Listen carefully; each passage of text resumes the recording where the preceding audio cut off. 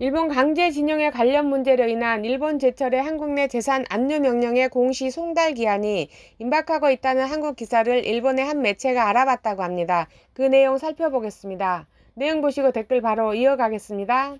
한국에서는 일제징용에 대한 손해배상을 위한 일본 제철의 한국 내 재산 압류 명령 공시 송달 기한이 임박하고 있다고 합니다. 다만 압류 명령이 확정돼도 곧바로 자산의 현금화가 이루어지는 것은 아니지만 매각 절차를 본격적으로 시작하는 신호탄이 될 수 있다고 하며 한일 관계에 긴장감이 돌고 있는 가운데 대구지방법원 포항지청은 지난 6월 1일 신일철 죽음에 대한 채권 압류 명령, 결정, 정본 등을 보관 중이어서 이를 받으라는 공시 송달 결정을 내렸으며 그 대상은 신일철 죽음과 포스코의 합작회사인 주식회사 포스코 P&R의 주식 19만 4,794주가 압류 대상이라고 합니다.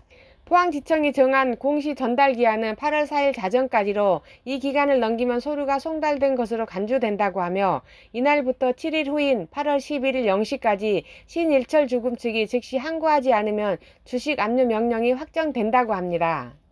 송기호 변호사는 한국종합뉴스와의 인터뷰에서 압류 명령의 공시 송달 효력이 발생하더라도 즉시 매각 명령이 내려질 것으로 생각하는 것은 이번 상황에 맞지 않고 일본 전범 기업에 대한 자산 현금화 조치는 사실상 한일 관계의 시한폭탄이라는 인터뷰를 했다고 합니다.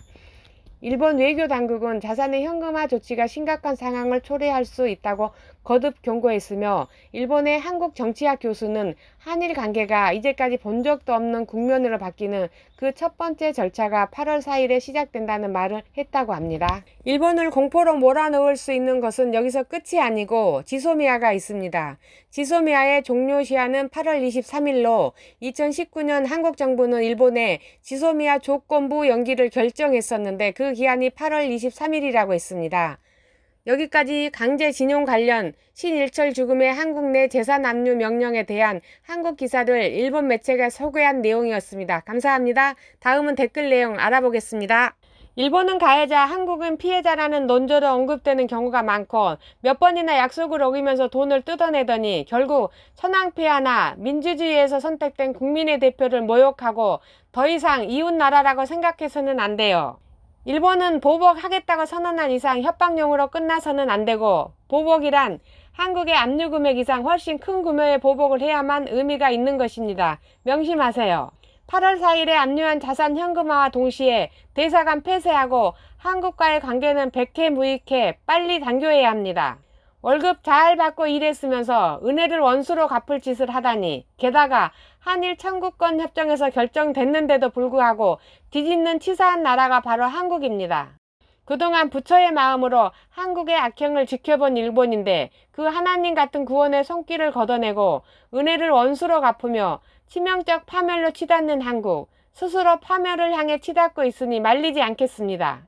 누가 대통령을 해도 같은 일 반복되고 지지율이 떨어지면 일본 때리기로 만회하려는 심술 이제 알아버렸다. 거국적으로 반일 교육하고 역사도 제대로 가르치지 않는 나라가 속임수 쓰면서 경제 구걸하는 건 그만두시기 바랍니다. 일본 정부가 한국에 대해 제대로 된 행동을 취해주길 바랄 뿐이고 대응 여하에 따라 반환 운동이 일어날 것이라고 생각합니다. 일본 시간 8월 4일 오전 0시를 기해 신용장의 보증 정지, 송금 정지를 포함한 금융 제재를 발동해 주었으면 합니다. 한국이 나라 간의 결정을 자신들의 사정으로 깨뜨릴 날이 다가왔는데 이 사건으로 일본뿐만 아니라 전 세계는 한국이 약속을 지키지 않는 나라라는 걸 알았으니 새롭게 동맹 맺지 마세요. 일본처럼 당합니다. 일절 관계없는 완전한 결벌을 원하고 가상의 적국인 나라와는 교제가 불가능합니다. 반일 교육국의 사람을 안이하게 입국시키는 건 반대합니다. 한국 연예인 포함해서 돈 때문에 일본인들한테 교태를 부릴 뿐이고 기생이나 다를 바 없는 미안하지만 그런 문화 필요 없네요. 한국이 하는 일은 외국 자본의 강탈에 불과해 일본도 이번 기회에 한국에 철저한 제재를 가해서 한일 청구권 협정이라는 국제조약을 어기면 어떻게 되는지 철저히 몸으로 느끼게 해줄 수밖에 없습니다.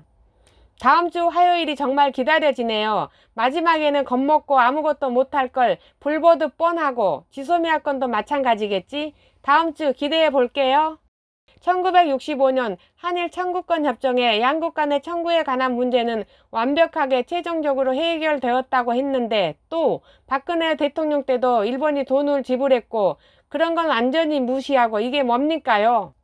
모집에 의해 일본 기업에서 일했고 부지런한 일본인들과 똑같이 돈을 받을 땐 가만히 있다가 본국으로 돌아가 속았다며 떼를 쓰고 있으니 바로 이런 게 사기가 아닐까요? 일본은 아무런 행동도 취하지 않고 있는데 일본 자산을 부당하게 강탈하는 안전보장상의 위협에 대응해야 되는 거 아닌가요? 어쨌든 이 기회에 갈 때까지 가봅시다. 영원히 가망 없는 반복된 헛소리에 일본 국민의 80%가 저 나라는 신용할 수 없다는 여론조사도 있었는데 어떻게 되나 지켜봅시다. 여기까지 댓글 내용 알아봤습니다. 감사합니다. 구독과 좋아요 부탁드려요. 썩TV